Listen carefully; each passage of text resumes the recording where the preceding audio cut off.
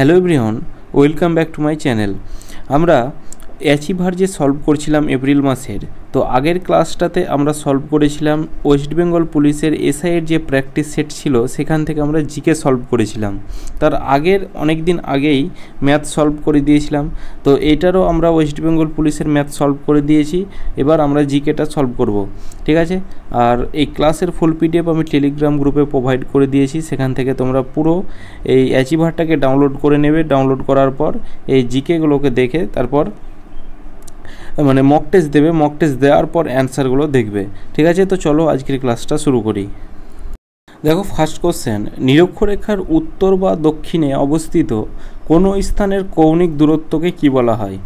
এখানে আমাদের দুটো মনে রাখতে হবে, একটা হচ্ছে অক্ষাংশ আর একটা হচ্ছে দ্রাঘিমাংশ। যখন উত্তর বা দক্ষিণ দিকে যখন কোনো কাল্পনিক রেখা টানবে তখন সেটাকে বলা হয় অক্ষাংশ। মানে নিরক্ষরেখা থেকে এই মাঝের অংশটা হয়তো নিরক্ষরেখা, এই মাঝের অংশ থেকে এইভাবে ওপরে যেটা টানবে আর এই নিচে সেটা হবে আমাদের কি অক্ষাংশ। আর দ্রাঘিমাংশ কি? এই মাঝের অংশটা হয়তো অক্ষরেখা, এই অক্ষরেখা থেকে পূর্ব পশ্চিম দিকে এইভাবে যেটা টানবে সেটা হবে আমাদের দ্রাঘিমাংশ। তো এখানে আমাদের এটাকে মনে রাখবে, যখন উত্তর বা দক্ষিণ যখন বলা থাকবে তখন হবে আমাদের অক্ষাংশ। কি করে মনে রাখবে আমি সেটাও বলে দিচ্ছি। আর যখন দ্রাঘিমাংশ বলা থাকবে সেটা হবে পূর্ব এবং পশ্চিম দিকে। অক্ষরেখার এইরকম থাকবে যে অক্ষরেখার পূর্ব বা পশ্চিম দিকে অবস্থিত কোনো স্থানের কৌণিক দূরত্বকে বলা হয় দ্রাঘিমাংশ। এইরকমভাবে কোশ্চেনটা থাকবে, ঠিক আছে, পূর্ব এবং পশ্চিম। এবার এখানে অনেকটা গুলিয়ে যায় যে অক্ষাংশ হলে উত্তর বা দক্ষিণ হবে না, দ্রাঘিমাংশ হলে পূর্ব না পশ্চিম হবে। তো এখানে আমি তার জন্য একটা সলিউশন বের করেছি। দেখো, এখানে হস্র উ আর এই অয়ের ডিফারেন্সটা কাছাকাছি থাকবে, ঠিক আছে। হস্র উ আর অয়ের ডিফারেন্সটা যখন কাছাকাছি থাকবে, মানে অ এর কাছাকাছি কি আছে হস্র উ, তাহলে অক্ষাংশ বলা থাকলে উত্তর বা দক্ষিণ, আর দ্রাঘিমাংশ বলা থাকলে তাহলে বাকিটা পূর্ব বা পশ্চিম, ঠিক আছে। এইভাবে তোমরা একটু মনে রাখবে। আর আন্তর্জাতিক তারিখ রেখা যদি বলি, আন্তর্জাতিক তারিখ রেখা বলা হয় পৃথিবী পৃষ্ঠে অঙ্কিত একটি কাল্পনিক রেখা যেটা উত্তর মেরু থেকে দক্ষিণ মেরু পর্যন্ত বিস্তৃত থাকে, ঠিক আছে। সেটাকে বলা হয় আন্তর্জাতিক তারিখ রেখা। এই ক্ষেত্রে তোমরা মনে রাখবে উত্তর মেরু থেকে দক্ষিণ মেরু পর্যন্ত একটা পৃথিবী পৃষ্ঠের অঙ্কিত কাল্পনিক রেখা। এবার কোশ্চেন 2, যে একটি কয়েন যাকে কোনো একটি পাত্রে তলদেশে রাখা হয়েছে, পাত্রটিকে ধীরে ধীরে জলপূর্ণ করলে কয়েনটি ওপরের দিকে উঠে আসে বলে মনে হয়, উহার কারণ কি? তাহলে জলের তলে একটা হয়তো এটা একটা গ্লাসের জলের গ্লাস এর তলে অর্থাৎ এই নিচেটায় একটা কয়েন আছে। এবার এখান থেকে তুমি যদি জলের একটা মানে আলো দাও, সেই আলোটা দিলে মনে হবে যে কয়েনটা জলের ওপরে উঠে এসেছে, অর্থাৎ এখানে ছিল হয়তো ওপরে উঠে এসেছে। এটার অর্থ কি? আলোর প্রতিসরণ, আলোর প্রতিফলন, না আলোর বিদ্যুতি বলে কোনো কিছু হয় না, না আলোর সমবর্তন। তো আলোর প্রতিফলন মানে বলে রাখি যে ধরো এখানে ধরো একটা কোনো যেমন আয়না, সরাসরি তুমি এখানে আলো যদি পড়ে সেটা প্রতিফলিত হয়ে এই দিকে চলে যাবে, সেটা হবে আলোর প্রতিফলন, ঠিক আছে। এই ক্ষেত্রে কোনো কিন্তু যে ওপরে কয়েন মানে নিচের যে কয়েনটা ওপরে উঠে যাবে সেক্ষেত্রে কোনো কিছু নয়। আলোর ছটা পড়বে, সেটা প্রতিফলিত হয়ে আবার এদিকে চলে আসবে, সেটা হবে আলোর প্রতিফলন। আলোর সমবর্তন কি? আলোর সমবর্তন মানে হচ্ছে যে কোনো স্থানে মানে কোনো একটা স্থানে পড়বে আলোর ছটাটা, এই আলোর ছটাটা পড়লো, সেই ছটাটা ঢেউ খেলা হয়ে প্রতিফলিত হবে, সেটা হবে আলোর সমবর্তন। কোথায় হবে? সেটা জলে। হয়তো এখানে আমাদের এইভাবে জল আছে, জলের ওপরে এইভাবে আলো পড়বে, এবার সেটা আমাদের এই যখন প্রতিফলিত হবে সেটা হবে আমাদের এরকম ঢেউ খেলা হয়ে, ঠিক আছে, সেটা হবে আলোর সমবর্তন। তাহলে এখানে আমাদের অপশান এ হয়ে যাবে সঠিক অ্যান্সার, যে আলোর প্রতিসরণ। আলোর প্রতিসরণের কারণে সেটা আলোর ওপরের দিকে মনে হবে উঠে আসে। আলোর প্রতিসরণ কাকে বলে একটু আমরা জেনে নেব, যে আলোর প্রতিসরণ হচ্ছে আলো তরঙ্গের পথ পরিবর্তনকে বোঝায়, মানে আলো তরঙ্গের পথ পরিবর্তনকে বোঝায়, মানে আলোটা এখানে পড়বে, ঠিক আছে, আলোটা পড়বে, এবার কয়েনটা মনে হবে ওপরের দিকে চলে গেছে, যে আলোর পথ পরিবর্তনকে যা একটা মাধ্যম থেকে অন্য মাধ্যমে যায় সেটাকে বলা হয় আলোর প্রতিসরণ। এবার কোশ্চেন 3 কোশ্চেন 3তে বলা আছে সরকারের তৃতীয় অঙ্গের নাম কি। সরকারের 3টে অঙ্গ আছে। কি কি? সরকারের কটা অঙ্গ আছে? 3টে অঙ্গ আছে, এটা মনে রাখবে। কি কি? একটা আইন বিভাগ, শাসন বিভাগ,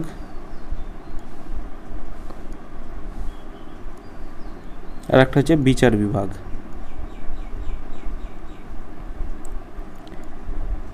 এইটা এই আগে পেছে করে মুখস্থ করলে হবে না, প্রথমে যেটা প্রথমটাকেই মুখস্থ করতে হবে। অর্থাৎ এখানে কারণ তৃতীয়র জায়গায় এখানে তোমাদের প্রথম দিতে পারে, যে প্রথম এই কী বলা হয়, সরকারের তৃতীয় জায়গায় বলা হয় প্রথম অঙ্গের নাম কি, ফার্স্ট অঙ্গের নাম, কিংবা দ্বিতীয় অঙ্গের নামও চাইতে পারে। তো এখানে কি করবে, প্রথম অঙ্গের নাম বললে সেটা হবে আইনসভা, দ্বিতীয় অঙ্গের বললে শাসন বিভাগ, আর তৃতীয় অঙ্গের নাম বললে সেটা হবে বিচার বিভাগ। ঠিক আছে, বিচার বিভাগ, এটা হয়ে যাবে অপশান সি সঠিক অ্যান্সার, যে সরকারের তৃতীয় অঙ্গের নাম হচ্ছে বিচার বিভাগ। সংবাদ মাধ্যম এটা হবে না। কোশ্চেন 4, যে কলকাতার মেডিকেল কলেজ প্রতিষ্ঠিত হয় কত খ্রিস্টাব্দে? কলকাতার মেডিকেল কলেজ প্রতিষ্ঠিত হয় কত খ্রিস্টাব্দে? এখানে 1800 খ্রিস্টাব্দ, 1817, 1835 না 1857?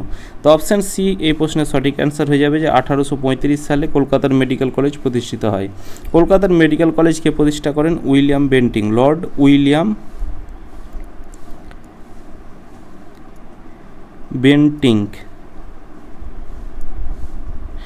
উইলিয়াম বেন্টিং কলকাতায় মেডিকেল কলেজ প্রতিষ্ঠা করেন 1835 খ্রিস্টাব্দে। কোশ্চেন 5 এটা একটা কারেন্ট অ্যাফেয়ার্স থেকে আছে, যে সম্প্রতি ভারতের কোন রাজ্যে প্রথম এলএনজির কথাটার অর্থ হচ্ছে লিকুইড ন্যাচারাল গ্যাস। ঠিক আছে, লিকুইড ন্যাচারাল গ্যাস শক্তিচালিত বাস পরিষেবা চালু হয়েছে কোন রাজ্যে? ঠিক আছে, তাহলে এখানে লিকুইড এলএনজি কথাটার অর্থ হচ্ছে লিকুইড ন্যাচারাল গ্যাস, অর্থাৎ তরল প্রাকৃতিক গ্যাস। এটা বিশেষ করে ব্যবহৃত হয় কোথায়? জাহাজে। কিন্তু কোন রাজ্যে প্রথম বাসে ব্যবহার করছে সেটা হচ্ছে অপশান এ হয়ে যাবে এই প্রশ্নের সঠিক অ্যান্সার, মহারাষ্ট্রতে। ঠিক আছে, মহারাষ্ট্রে আমাদের প্রথম মহারাষ্ট্র রাজ্যে এলএনজি শক্তিচালিত বাস পরিষেবা চালু হয়েছে। কোশ্চেন 6, ব্রহ্মানন্দ নামে কে পরিচিত? সেটা হবে কেশবচন্দ্র সেন হয়ে যাবে এই প্রশ্নের আমাদের সঠিক অ্যান্সার, যে কেশবচন্দ্র সেন ব্রহ্মানন্দ নামে কিন্তু পরিচিত।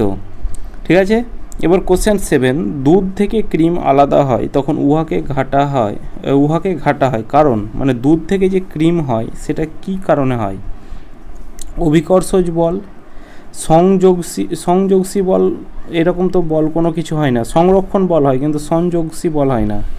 একটা অপকেন্দ্রিক বল আর একটা হচ্ছে ঘর্ষণ বল। তো অপশান কি হবে এখানে? অভিকর্ষজ বল মানে কি? যখন এই চারিদিকে ঘুরতে যখন তাকে কোনো একটা বস্তুকে কেন্দ্রের দিকে আকর্ষণ করবে সেটা হবে আমাদের অভিকর্ষজ বল। ঠিক আছে, এখানে এই অভিকর্ষজ বল মানে কী হবে? কেন্দ্রের দিকে আকর্ষণ করবে। আর ঘর্ষণ বল মানে কি? দুটি বস্তু আছে, যখন এই দুটো বস্তু আছে যখন এইভাবে দুদিকে ঘুরবে তখন ঘুরতে বাধাপ্রাপ্ত হয়ে তাদের দুটো বস্তুর মধ্যে গতিটা স্লো হবে, সেটা হবে আমাদের ঘর্ষণ বল।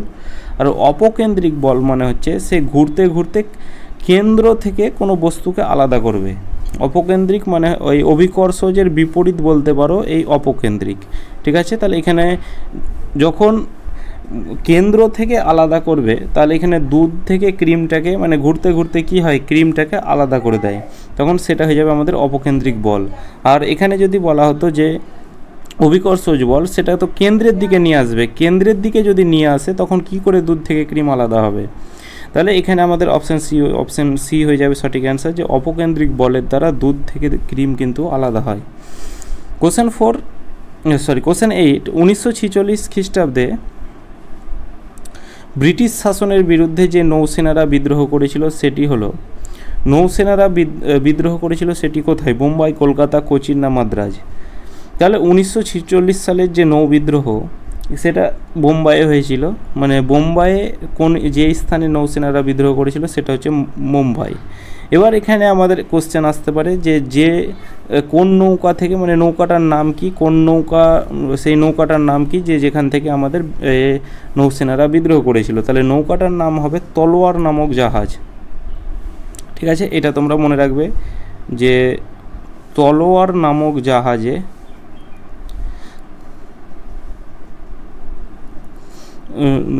জাহাজ থেকে বিদ্রোহ শুরু করেছিল, সেটা হচ্ছে মুম্বাইয়ের।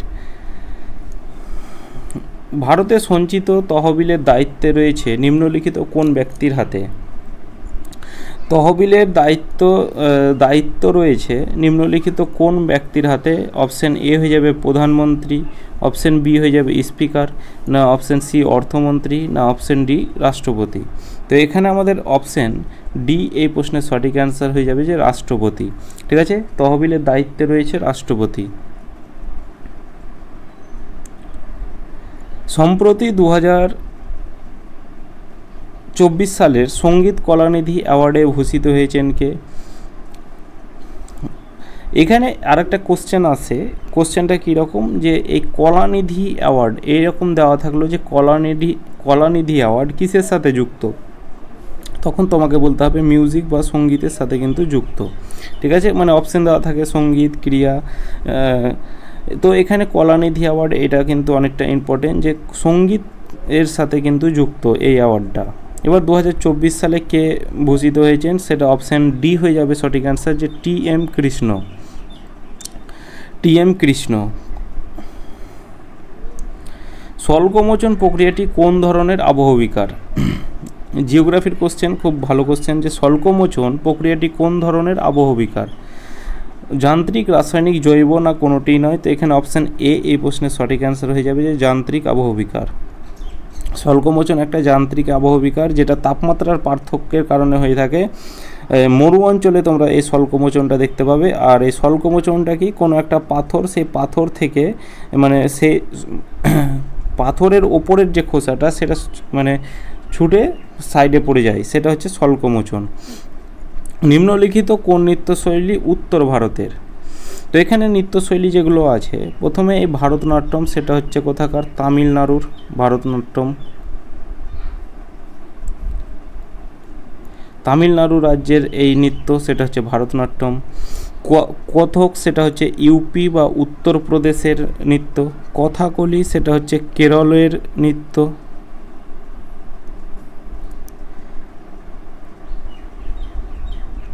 কেরলের আর কি নৃত্য আছে? মোহিনীঅট্টম আছে। ঠিক আছে, মোহিনীঅট্টম সেটা হচ্ছে কেরালার। তো এখানে কোশ্চেনটা হচ্ছে যে উত্তর ভারতের কোনটা নৃত্য? তাহলে এখানে দেখো কেরালা সেটা হচ্ছে দক্ষিণ ভারত, এটা হচ্ছে নর্থ ইন্ডিয়া। এখানে তামিলনাড়ু, এটাও নর্থ ইন্ডিয়া।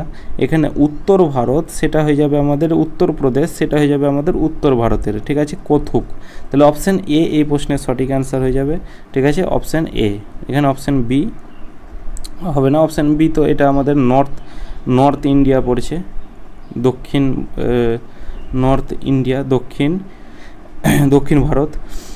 এবার কোশ্চেন, এখনকার কোশ্চেন সরাসরি কিন্তু দিচ্ছে না, যে সরাসরি এখানে মানে কোশ্চেনটা জিজ্ঞেস করতে পারতো যে উত্তরপ্রদেশে কোন ধরনের নৃত্য হয়, তো এখানে ডাইরেক্ট সরাসরি তখন কথক বলতে পারতে, কিন্তু উত্তর ভারতের চেয়েছে। ঠিক আছে, উত্তরপ্রদেশের কিন্তু ডাইরেক্ট চাইনি।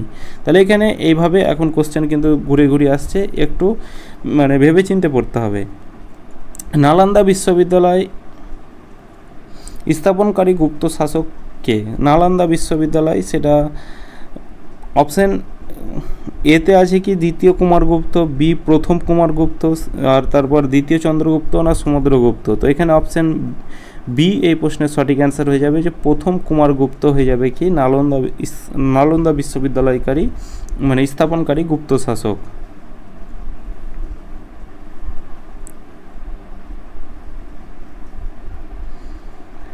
কোশ্চেন 14,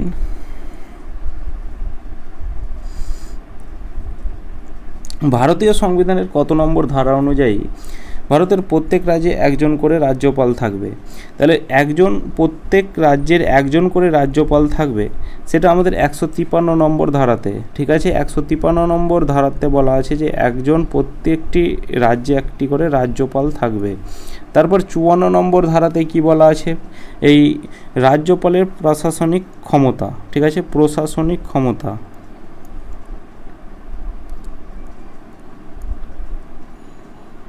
তার কাছে কোন কোন ক্ষমতা আছে সেটা 154 নম্বর ধারাতে বলা থাকবে। তারপর 155 নম্বর ধারাতে কি বলা আছে যে রাষ্ট্রপতি রাজ্যপালকে নিয়োগ করবে। কে? রাষ্ট্রপতি। এখান থেকে কোশ্চেন আসে যে রাজ্যপালকে কে নিয়োগ করে, তাহলে অপশন মানে রাষ্ট্রপতি অপশন হয়ে যাবে সঠিক অ্যান্সার। তাহলে এখানে 155 নম্বর ধারাতে বলা আছে যে রাষ্ট্রপতি রাজ্যপালকে নিয়োগ করে। আর 156 নম্বর ধারাতে কি বলা আছে, 156 নম্বর ধারাতে এখানে একটু বলে রাখি যে 156 নম্বর ধারাতে বলা আছে তার মেয়াদটা মানে কার্যকালের মেয়াদটা কত বছরের জন্য, সেটা 156 নম্বর ধারাতে বলা আছে। আর 157 নম্বর ধারাতে কি বলা আছে, 157তে বলা আছে 157 নম্বর ধারাতে বলা আছে কি যোগ্যতা, মানে কি যোগ্যতা থাকতে হবে রাজ্যপাল হতে গেলে, এইগুলো একটু তোমরা দেখে রাখবে। সম্প্রতি প্রয়াত তাঁতশিল্পী কপিল দেব প্রসাদ কত সালে পদ্মশ্রী সম্মানে ভূষিত হন? এখান থেকে দুটো কোশ্চেন হয়, কপিল দেব কিসের সাথে যুক্ত, একটা হবে তাঁতশিল্পী, ঠিক আছে, এটা একটু তোমরা পড়ে রাখবে ভালো করে যে তাঁতশিল্পীর সাথে কপিল দেব যুক্ত, কারণ তিনি পদ্মশ্রী সম্মানে ভূষিত হয়েছিলেন। এই আপকামিং পরীক্ষার জন্য কিন্তু এই কারেন্ট অ্যাফেয়ার্সটা খুব ইম্পর্টেন্ট, কারণ এটা রিসেন্ট, এটা মারা গেছে অর্থাৎ 2023 সালে, ঠিক আছে, 2023 সালে কিন্তু সে মারা গেছে। আর তিনি এখানে যদি বলা থাকতো তিনি কোথাকার বাসিন্দা ছিলেন, তাহলে কপিল দেব তিনি হতেন বিহারের একজন বিখ্যাত তাঁতশিল্পী, ঠিক আছে, বিহারের বাসিন্দা। কোশ্চেন 16, কে এম ক্যারিয়াপ্পা কে ছিলেন? কে এম ক্যারিয়াপ্পা কে ছিলেন? তাহলে অপশন এ হয়ে যাবে এই প্রশ্নের সঠিক অ্যান্সার, যে প্রথম ভারতীয় কমান্ডার ইন চিফ। যখন ভারত পাকিস্তান অর্থাৎ ইন্ডিয়া পাক যে যুদ্ধ হয়েছিল তখন সে পশ্চিম ভারত থেকে নেতৃত্ব দিয়েছিলেন কে এম ক্যারিয়াপ্পা।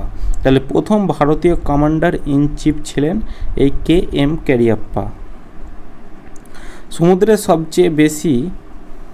সবচেয়ে বেশি বেগে প্রবাহিত হতে থাকে, সমুদ্রবায়ু সবচেয়ে বেশি বেগে প্রবাহিত হতে থাকে কখন? কোশ্চেন নম্বর 17, সন্ধ্যাবেলায়, দুপুরবেলা, ভোরবেলা না মধ্যরাতে? তো এখানে আমাদের অপশন বি এই প্রশ্নের সঠিক অ্যান্সার হয়ে যাবে যে দুপুরবেলায় কিন্তু সমুদ্রের বায়ু সবথেকে বেশি বেগে প্রবাহিত হয়। এখানে এই যে বায়ুটা প্রবাহিত হয় সেটা হবে আমাদের সমসাময়িক বায়ু, ঠিক আছে, যে সমসাময়িকের জন্য প্রবাহিত হয়। বেতাল পঞ্চবিংশতি গ্রন্থটির লেখক কে? বেতাল পঞ্চবিংশতি গ্রন্থটির লেখক হচ্ছে ঈশ্বরচন্দ্র বিদ্যাসাগর হয়ে যাবে এইটার আমাদের সঠিক অ্যান্সার, যে ঈশ্বরচন্দ্র বিদ্যাসাগর ছিলেন বেতাল পঞ্চবিংশতির গ্রন্থটির লেখক। তারপর ইন্টারন্যাশনাল লেবার অর্গানাইজেশন অর্থাৎ ILO এর সদর দপ্তর কোথায়? তাহলে এখান থেকে একটু তোমরা মনে রাখবে, শেষে যদি ও থাকে তবে তার সদর দপ্তর জেনেভা হয়, শেষে যদি ও থাকে তার সদর দপ্তর জেনেভা হয়। যেমন WHO ওয়ার্ল্ড হেলথ অর্গানাইজেশন এর সদর দপ্তরও কি জেনেভা, ঠিক আছে, WHO, তারপর WTO এটারও সদর দপ্তর জেনেভা, তারপর হচ্ছে WIPO এটারও সদর দপ্তর হচ্ছে জেনেভা, ঠিক আছে, তারপর ILO। তাহলে শেষে যখন ও থাকবে এইটা একটু মনে রাখবে যে শেষে যখন ও থাকবে এর সদর দপ্তর হবে জেনেভা। কবে সারা বিশ্ব জুড়ে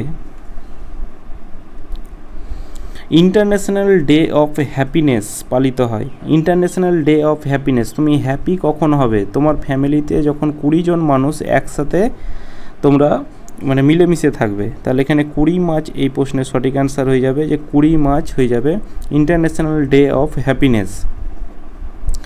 হ্যাপিনেস এটা এভাবে একটু মনে রাখবে যে 20 জন ফ্যামিলি যখন একসাথে মিলেমিশে থাকবে তখন ফ্যামিলি মানে হ্যাপি থাকবে। সালোক সংশ্লেষ প্রক্রিয়া কোন শক্তির রূপান্তর ঘটে? সালোক সংশ্লেষ প্রক্রিয়ায় কোন প্রকার শক্তির রূপান্তর ঘটে? বৈদ্যুতিক সালোক সংশ্লেষ প্রক্রিয়াতে বৈদ্যুতিক কেন আসবে? প্রথমে ইলেকট্রিসিটি কেন আসবে? প্রথমে আলোক শক্তি হবে, আলোক শক্তি থেকে রাসায়নিক শক্তি, হ্যাঁ এটা হতে পারে। রাসায়নিক শক্তি প্রথমে কেন আসবে? এটাও হবে না। রাসায়নিক শক্তি থেকে আলোক শক্তি, আলোক শক্তি থেকে বৈদ্যুতিক শক্তি কেন আসবে? ইলেকট্রিসিটি এই সালোক সংশ্লেষ প্রক্রিয়ায়, তাহলে এটা তো হবে না। অপশান ডিতে আছে আলোক শক্তি থেকে বৈদ্যুতিক শক্তি, এই বৈদ্যুতিক শক্তি কেন আসবে? এটা তো হবে না। তাহলে যেখানে যেখানে বৈদ্যুতিক শক্তি আছে কেটে দাও, তাহলে হবে না, অর্থাৎ অপশান বি সঠিক অ্যান্সার হয়ে যাবে, যে আলোক শক্তি সেটা পরিণত হবে রাসায়নিক শক্তি, যেটা আমাদের সালোক সংশ্লেষ প্রক্রিয়ার উদাহরণ। রাজগীরে আয়োজিত প্রথম বৌদ্ধ সম্মেলন কে সভাপতিত্ব করেছিল? এখানে এই কোশ্চেনটা কিন্তু অনেকটা আলাদা। সভাপতিত্ব কে করেছিল আর আয়োজন কে করেছিল? যদি বলা হয় যে প্রথম বৌদ্ধ সম্মেলন কে আয়োজন করেছিল, সেটা হয়ে যাবে অজাতশত্রু। ঠিক আছে, অজাতশত্রু। কোথায়? সেটা হবে রাজগৃহতে। অজাতশত্রু সেটা হবে রাজগৃহতে সে আয়োজন করেছিল, রাজগৃহ। এবার তার সভাপতিত্ব করেছিল কে? সভাপতিত্ব করেছিল মহাকশ্যপ। এটা হয়ে যাবে আমাদের সঠিক অ্যান্সার অপশন বি, যে প্রথম বৌদ্ধ সম্মেলন কে আয়োজন করেছিল? অজাতশত্রু। কোথায়? রাজগৃহতে। তার সভাপতিত্ব কে করেছিল? তার সভাপতিত্ব হয়ে যাবে মহাকশ্যপ, তার সভাপতিত্ব করেছিল। দ্বিতীয় বৌদ্ধ সম্মেলনকে আয়োজন করেছিল? দ্বিতীয় বৌদ্ধ সম্মেলন, এটা তোমরা একটু মনে রাখবে যে কালাশোক। ঠিক আছে, কালাশোক। কোথায়? সেটা হবে বৈশালীতে, সেটা হবে সেকেন্ড বৌদ্ধ সম্মেলন আয়োজন করেছিল। তিনটে বৌদ্ধ সম্মেলন হয়েছিল, আর একটা হচ্ছে থার্ড বৌদ্ধ সম্মেলন, অর্থাৎ তৃতীয় বৌদ্ধ সম্মেলন, সেটা অশোক। ঠিক আছে, সেটা অশোক আয়োজন করেছিল। এটা হচ্ছে এই অশোক, অপশান সিতে যেটা আছে। কোথায়? সেটা হবে পাটলিপুত্রতে।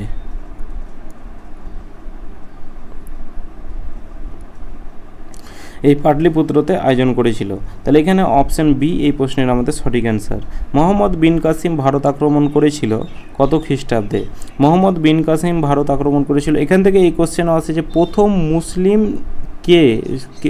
মুসলিম শাসক কে ভারত আক্রমণ করেছিল? তখন হয়ে যাবে আমাদের মোহাম্মদ বিন কাসিম। ঠিক আছে, কত খ্রিস্টাব্দে? 712 খ্রিস্টাব্দে। এটাও সঠিক অ্যান্সার।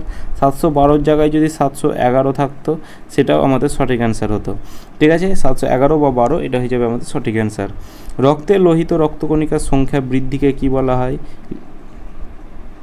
রক্তে লোহিত রক্তকণিকার সংখ্যা বৃদ্ধিকে কি বলা হয়? সেটা হবে আমাদের অপশন ডি, পলিসাইথেমিয়া।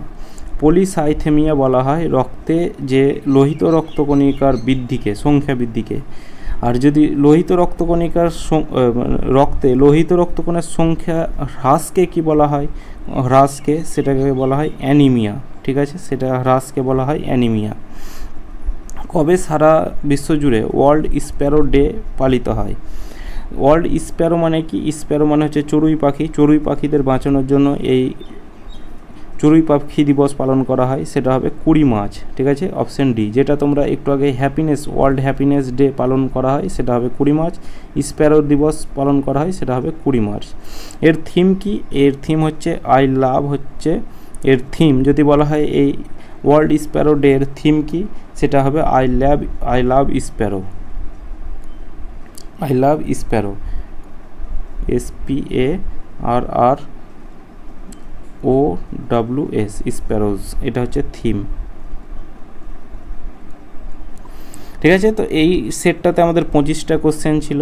তো এই 25টা কোশ্চেন সলভ করে দিলাম। তো এটাই শেষ কোশ্চেন ছিল। তো আজকের ক্লাস এতদূর পর্যন্ত। ক্লাসটা কেমন লাগলো অবশ্যই কমেন্ট করে জানাবে। চলো, দেখা হচ্ছে নেক্সট ক্লাসে।